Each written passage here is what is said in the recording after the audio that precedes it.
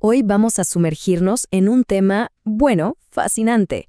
Se trata de las ideas centrales de La Cábala de Santiago Aranegui. Es un texto que propone algo increíble, que existe una historia secreta y, de hecho, una forma totalmente diferente de entender nuestro universo. A ver, el texto de Aranegui arranca con una pregunta que te deja pensando, ¿no?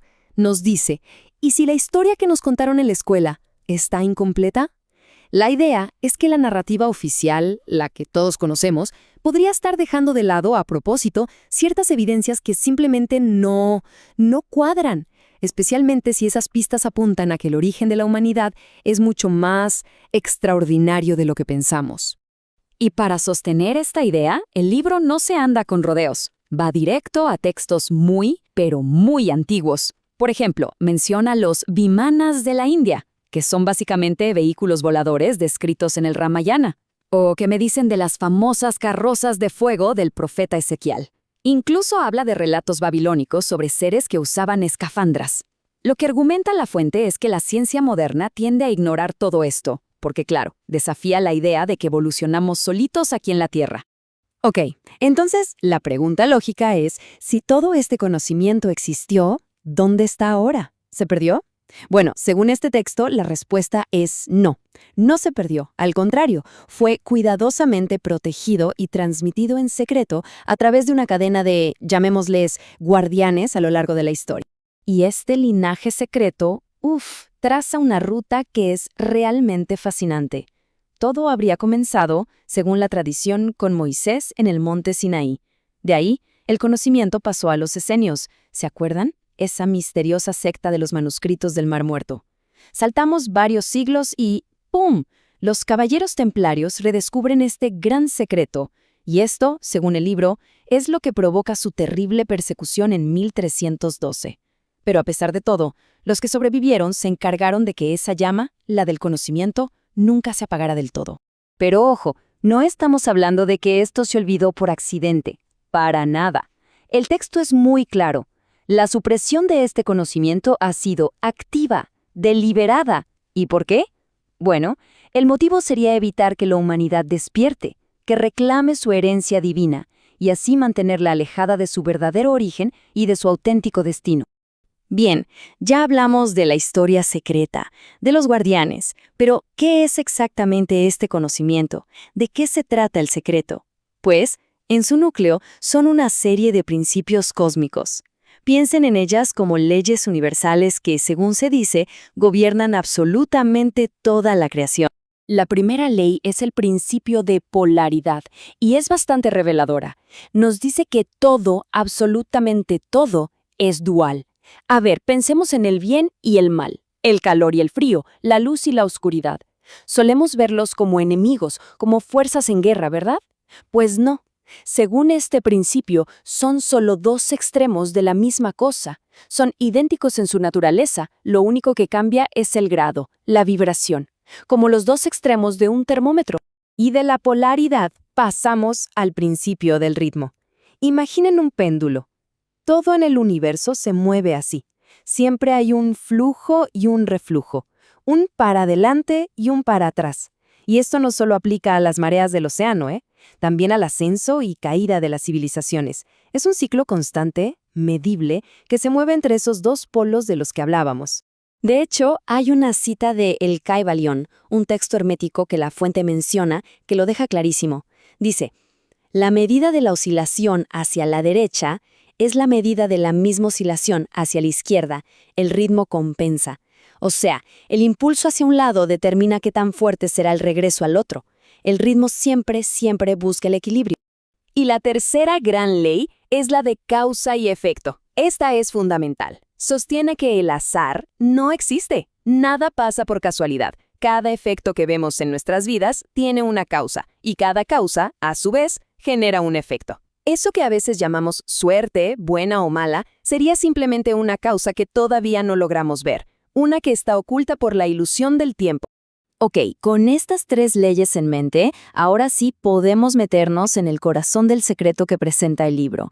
Y es una historia sobre la creación que de verdad redefine por completo quiénes somos y cuál es nuestro propósito aquí.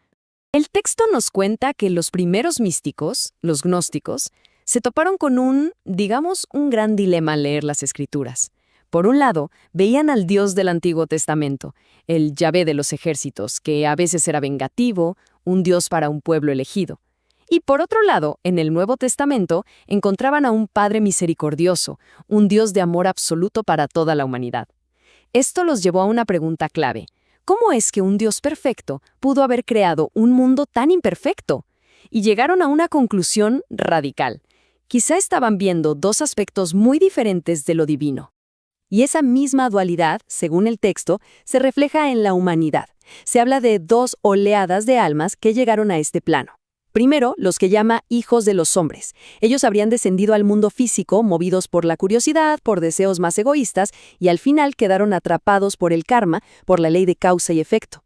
Mucho tiempo después, llegó un segundo grupo, los hijos de Dios, y ellos no vinieron por curiosidad, sino en una misión de rescate, para ayudar a los que ya estaban aquí. Entonces, ¿cómo fue este proceso? A ver, todo empieza con un concepto llamado Simsum. Se describe como un deseo profundo de las almas de ganarse su luz, de autorrealizarse por su propio esfuerzo. Esto provoca el primer descenso, el de los hijos de los hombres, que por ego quedan atrapados. Después viene la misión de rescate de los hijos de Dios. Pero aquí viene lo trágico. Al final, ambos grupos caen en lo que se llama el sueño del olvido, y pierden por completo la memoria de quiénes son y de dónde vienen. Pero a ver, esta no es solo una historia triste de cómo nos perdimos. Para nada. Lo más importante de este conocimiento es que es, en esencia, un mapa, una guía práctica para hacer el viaje de regreso a casa, de vuelta a nuestra fuente divina. Y el objetivo final de todo este camino tiene un nombre: Tikkun. Se puede traducir como la corrección o la rectificación. Es básicamente el proceso de reparar esa fractura original, de sanar esa separación y volver a unir nuestra conciencia con su origen divino. Bueno, ¿y cuál es la herramienta clave para lograr este tikkun? Se llama restricción, y no es otra cosa que usar nuestra fuerza de voluntad para controlar de forma consciente esos deseos que nacen del ego, el famoso deseo de recibir solo para uno mismo. Es ese acto de ponerle un freno a nuestros impulsos egoístas lo que nos permitiría romper los ciclos de karma y finalmente poder recibir de nuevo esa luz espiritual. Y aquí la cosa se pone aún más interesante, porque el texto presenta una herramienta que quizás muchos no asociarían con esto: el tarot. Pero cuidado, no para adivinar el futuro. Se presenta como un mapa simbólico de la conciencia.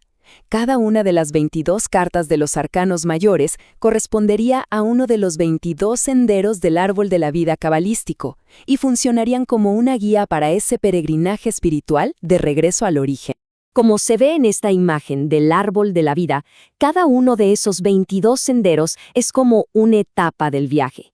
Representa un estado de conciencia que hay que atravesar y, sobre todo, comprender. Es una peregrinación, pero hacia adentro, un camino súper estructurado para equilibrar todas las partes de nuestra alma y poder así ascender de nuevo hacia la unidad. Entonces, para resumir, la meta final de todo este conocimiento ancestral es esa, la reintegración. Es el viaje de vuelta a casa. Es despertar de ese largo sueño del olvido para, por fin, recordar quiénes somos en realidad. Y para terminar, el libro nos deja con una cifra que es de verdad para volarse la cabeza. Sostiene que todo el universo que vemos, que tocamos, el mundo material que percibimos con nuestros 5 sentidos, es tan solo el 1% de la realidad total. Así es, el 99% restante sería energía pura, un universo espiritual que no podemos ver. Y esto, claro, nos deja con una pregunta flotando en el aire. Si toda nuestra vida nos enfocamos en ese mísero 1%, ¿qué pasaría si empezáramos a prestarle atención al otro 99%? ¿En qué clase de realidad estamos viviendo realmente?